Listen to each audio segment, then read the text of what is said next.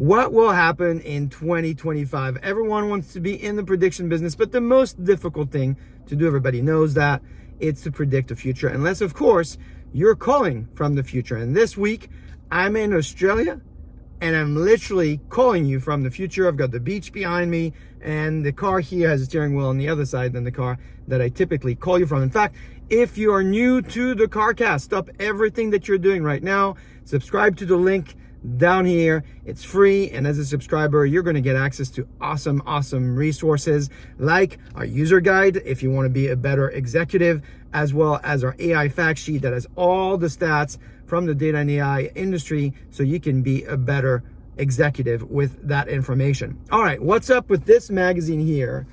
Lots and lots of data and insights here. We want to get to what are the key insights and what you should read to get the most out of this magazine. I break this down every year for you. The links to previous versions are down here. And I'm gonna do the same thing this year, as well as give you my take on one of the predictions I think they missed.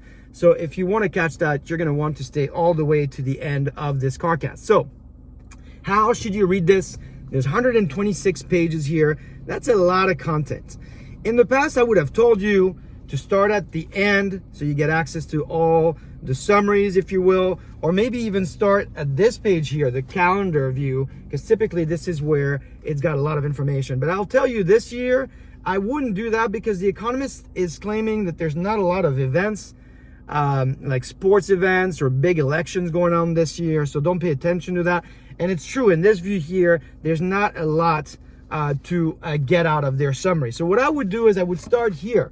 This page is page 5 here in the edition that I have. And as you can see here, I've marked a lot of my top articles to read. So I would suggest you start here. I'm going to break down some of the top articles that I read, and then I will summarize for you. If you're in tech, you should start at page 16. There's an article here on Crunch Year for AI in 2025. Page 113 and 114 both focus on how AI should revolutionize medicine this year in 2025.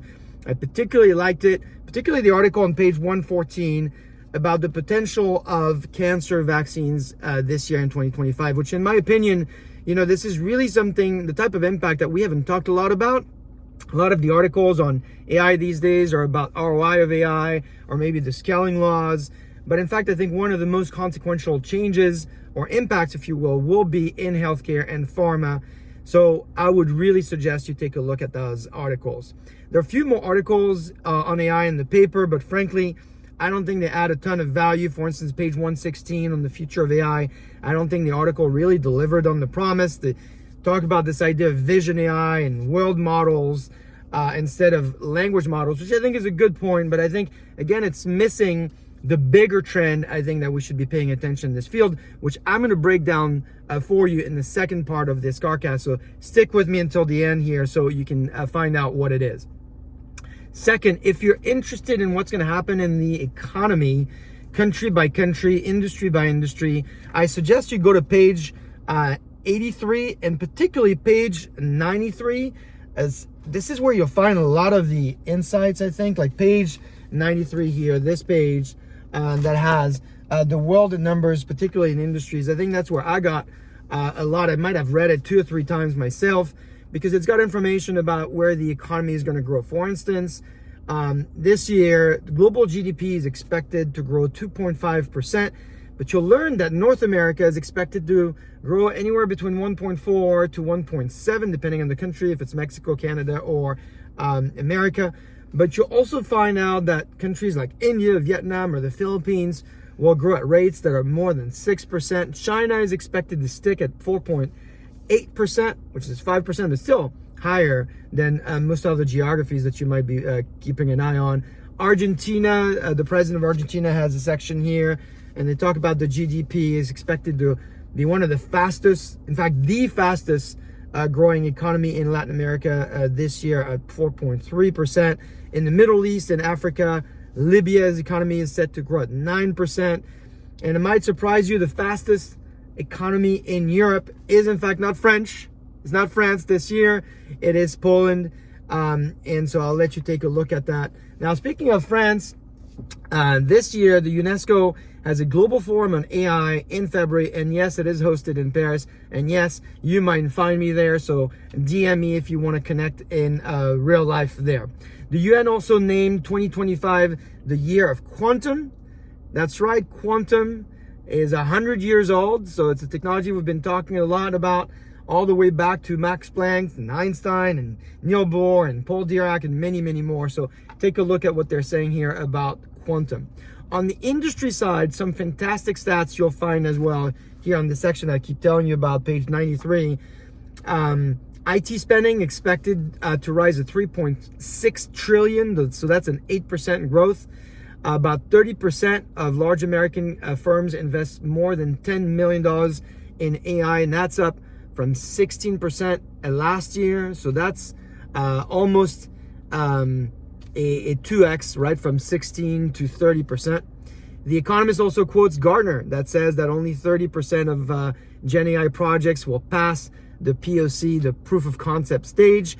The Economist has been, in general, fairly pessimistic about the impact of AI, which you've heard me kind of disagree with. They also talk about the fact that the European Union AI Act will take effect in 2025, at least some parts of it. So you'll hear more about governance in AI and Gen AI this year for sure, because it will go into legal conversations as well. Beyond some of the stats on AI, there's also some interesting stats on industries. For instance, cable TV.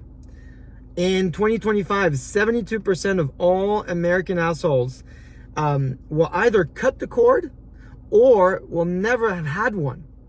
There's great stats on EVs, with sales expected to rise 25%, while all the other new car sales will only grow by 2%, and the new trucks by 4%. So 25% for EV is a great sign.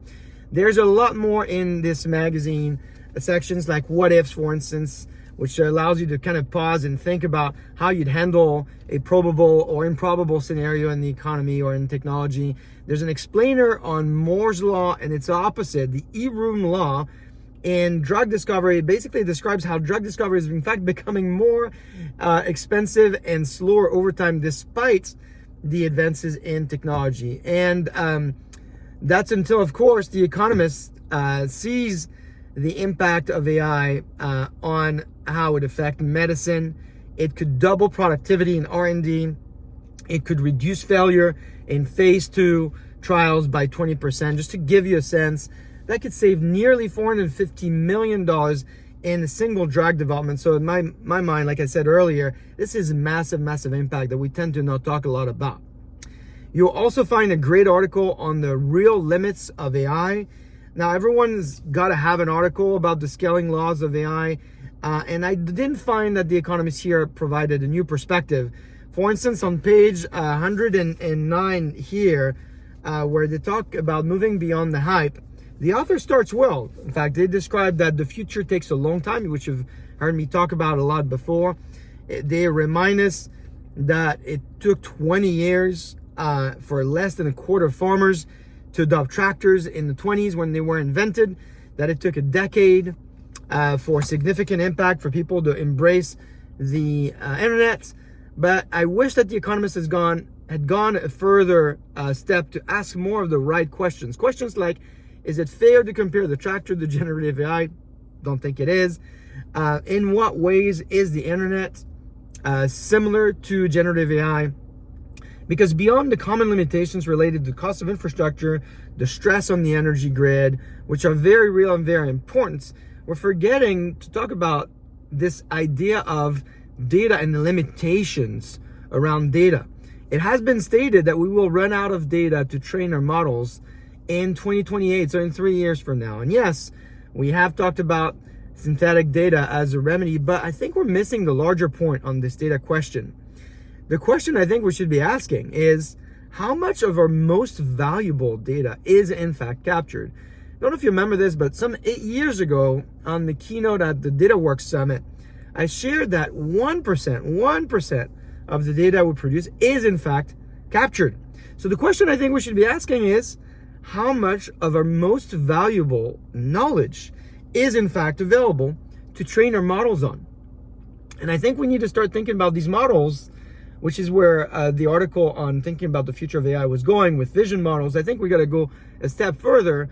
Let's talk about them as knowledge models, because research shows that less than 5% of the world's knowledge has in fact been digitalized. So when we say we're running out of into limits because we'll run out of data to train, what we're forgetting is if we're in fact referring to captured data, we're ignoring 95% of the problem. The opportunity, I think, of the next decade, in my opinion, is going to be how we capture more of this valuable data so it has more value for our knowledge, for knowledge models. So I'll give you a few examples.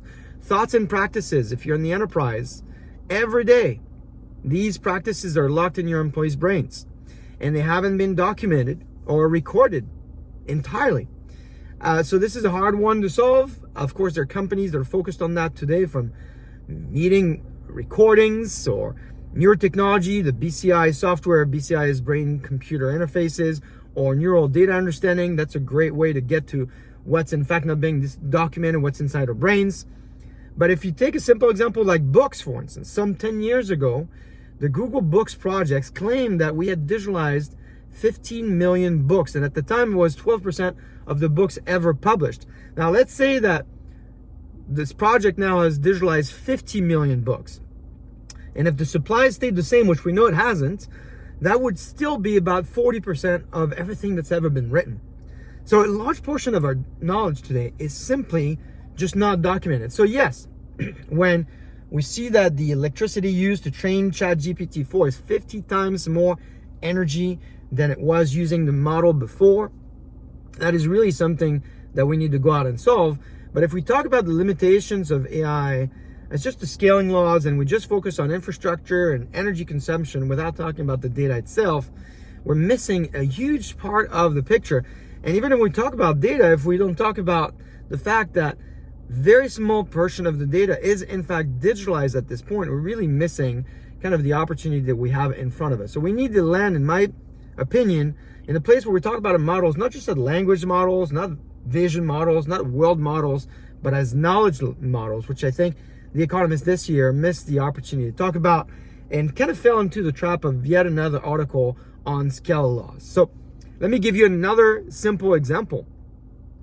Often I've joked, and I put a link to that, about the fact that if we talked about humans as walking LLMs, we would say we're more than multimodal, right? Which I've made a whole carcast about multimodal. I'll point to that as well. But that we are maximodal because we have more than just vision. We have smell and taste. But we're not going to keep that advantage very long. There are projects out there focused on digitalizing tastes. It's hard to imagine, but you can digitalize smell and texture and get context. Companies like Nissan, for instance, or the scholars at the National University of Singapore here in this area, they are working on e-tongues. And so you can imagine the benefits around food manufacturing and R&D, flavor testing, or medical diagnostics, like detecting illnesses by looking at saliva composition. So you can imagine here all these projects that people are working on digitalizing our physical world, which is not being talked about when we think about AI. So my point here is that 2025 is really starting this trend of where we think about how we digitalize our entire world, which will give us more data and will give us more opportunities to understand our world, train our models or more complete data so they can effectively be more accurate and more complete themselves. That should give you a taste, that's a pun intended here, of what it's like to be part of the CarCast community. So if you like this video, do yourself a favor this year, subscribe and join the community just down here, and I will see you very, very soon.